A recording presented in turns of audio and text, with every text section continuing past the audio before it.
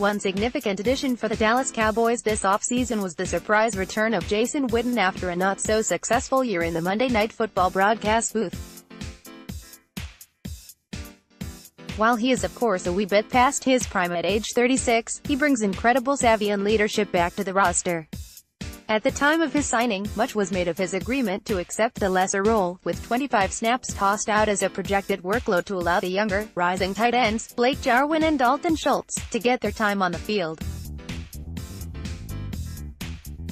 Well, that may not be exactly how it will work out based on this tweet from a few days ago. Was talking to someone in the Cowboys org who explained to me that Jason Witten, right now, fresh from the booth, will likely be the best run-blocking Tay on the roster, by far. Other young, promising guys improving for sure. But 82's return should help instantly in that regard. Ben Rogers, at Ben Rogers, April 3, 2019. For a team that continues to show a real dedication to featuring the running of Ezekiel Elliott in the offense, that comment certainly opens the door for Witten being on the field a lot more than spot duty. That raises the question, is that really the best thing in a league where the passing game, by a wide variety of metrics and analyses, is the real path to success?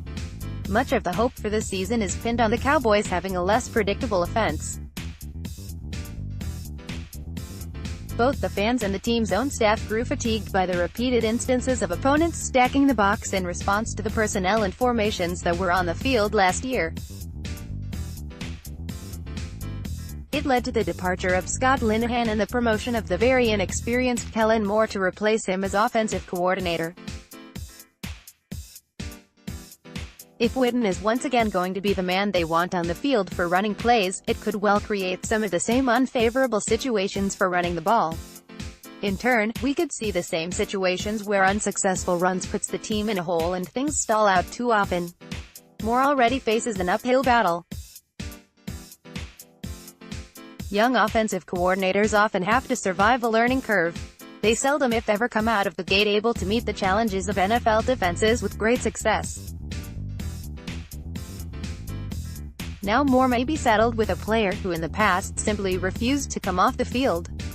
Witten is a true team player, but he also has that competitive fire that makes him believe he helps the team more by being on the field. It is hard to see Moore being able to tell him to stay on the sidelines, even with Jason Garrett's backing. Moore may find himself having to find a way to make his scheme work with Witten an integral part of the offense in much the way he was for his entire career before his brief foray into the booth. The answer would seem to be for Moore to just call as many pass plays with Witten in the game as runs, especially on first down. He has to establish that unpredictability for the defense so they cannot use Witten as a key to stack the box. It also is going to take some help from Dak Prescott, who may have to make some reads and audibles to take advantage of those kinds of defensive alignments and throw the ball. One good thing is that Witten should still be a reliable target. But he had little to offer in the way of yards after the catch in his last few seasons. Opposing defenses may try to induce Prescott to settle for Witten as his only available target, with the logical assumption that he is less of a threat to break one than Amari Cooper, Michael Gallup, or presumptive new slot receiver Randall Cobb. That is where Moore will have to be more aggressive with his play designs and calls.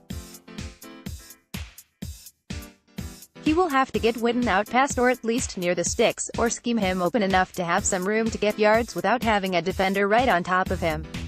Elusiveness is something that he has likely lost at this stage of his career. Once Witten became open to the idea of returning to play, the team could not really pass on bringing him back to the field.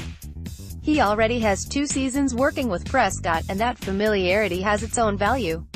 But he cannot be used the same way Linehan did.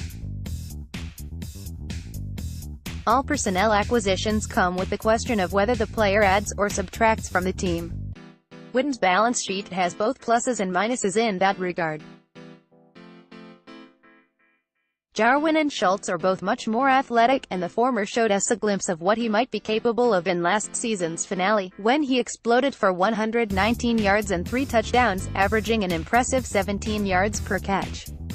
If that is a true indication of what he is capable of, then the team is going to have to find a way to not let Witten limit the younger players' contributions.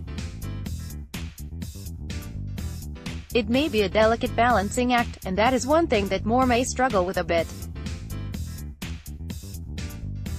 He is going to need Garrett to have his back if some friction develops with Witten. We can hope that the veteran's professionalism and dedication preclude that, but it may be something we have to watch closely. Witten's blocking can be a real asset. It just can't be a factor in limiting the passing game if Dallas hopes to have a successful year.